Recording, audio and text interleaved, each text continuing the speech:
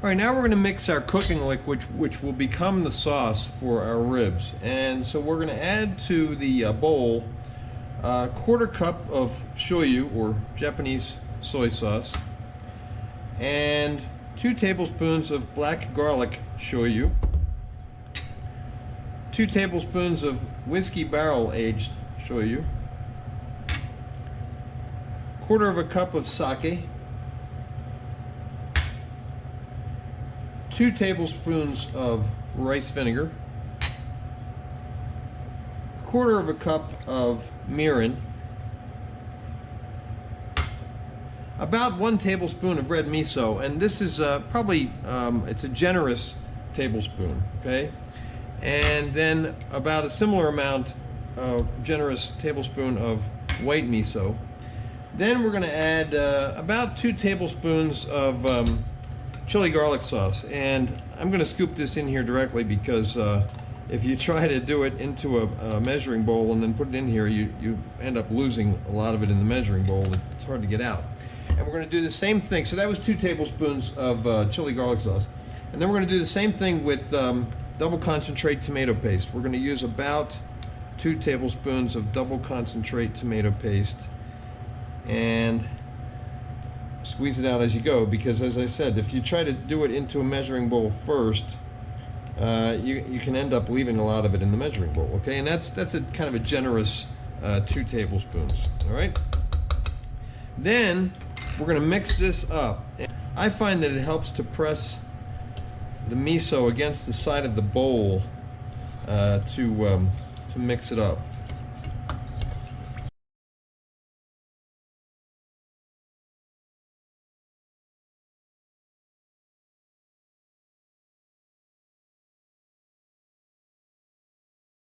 There we go. Now we've gotten most of the lumps out. Now let me say something about the ingredients. You know, I used fairly accurate measurements of the shoyu and the rice vinegar and the mirin. It doesn't have to be exact. If you add a little bit more of one than the other, you're just going to get a little bit more of a different balance in your flavors. If you don't have the black garlic shoyu or the whiskey barrel aged shoyu, you could use all regular shoyu. Okay, now it's time to start cooking our ribs. So I've taken 2 racks of baby back ribs and cut them in half, and we're going to place them into a pot.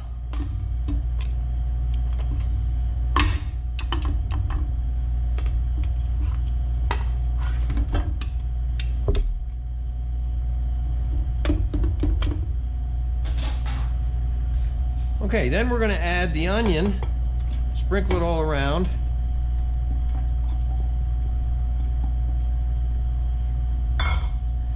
Carrot,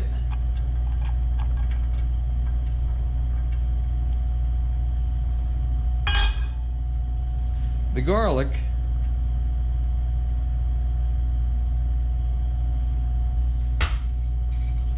and then the sauce.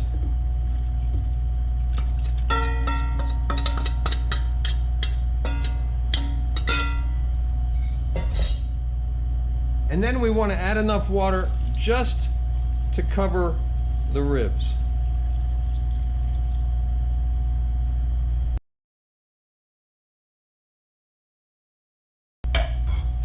Okay, they are just covered. That took about 6 cups of water.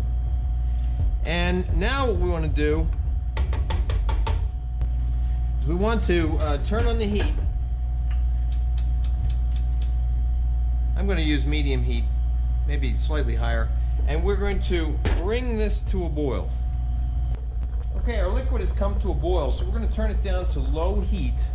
We're going to cover it and let it simmer for about 1.5 to 2 hours. We're going to check them every now and then to make sure that they're still covered. If they're not, part of it's uncovered, flip them over so that the part that was uncovered becomes covered.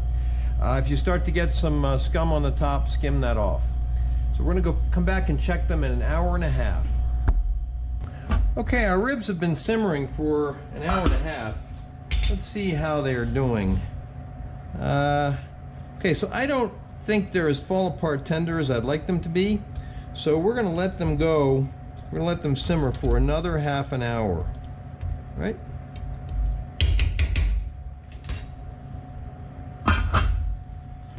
Okay, it's been an additional half an hour, total of 2 hours simmering. And let's see. Yeah, the meat is actually starting to, the ribs are starting to pull apart. So that's how I want them to be, almost pull apart tender or pull apart tender. Now what I want to do is turn off the heat and cover it back up. And I want to let these ribs cool in this liquid for about a half an hour. Why do we do that? Well, you know, if you make stock and you put bones into water to make your stock, the flavor from the bones goes into that stock, and what you get out is bone, and most of the flavor is gone. I've found that if you braise meats and then you take them out of the braising liquid right away, a lot of the flavor stays in the liquid, and the meat either tastes drier or less flavorful. So by leaving the meat, the ribs, in the braising liquid for about a half an hour, as it starts to cool down, it will reabsorb some of that liquid and flavor, right? Okay, our ribs have been cooling in the liquid for about a half an hour, and now what we're going to do is remove them to a pan. Actually, you can see this one's torn apart, so that's nice and tender. Those ribs are nice and tender. I'm removing them to a baking pan. Now what we're going to do is bring this, put the heat back on underneath this braising liquid. I'm going to put it on high. I want to bring it to a boil, and then I want to reduce the volume by about half. Okay, the sauce has been reduced by about half, and it started to thicken nicely. We're now going to puree it, and then after that, we're going to strain it.